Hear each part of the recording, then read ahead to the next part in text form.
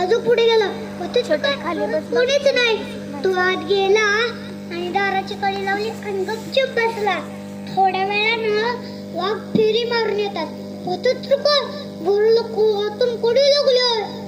तो त्यानं विचारलं, वाघोबाच्या घरात कोण शिरलाय.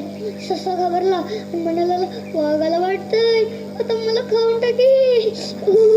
सशानं सर्व जीव एकवटला आणि आतून उत्तर दिलं, ससूल ससूल के डुलक्या मारी वाघोबाचा डोळा फुडील.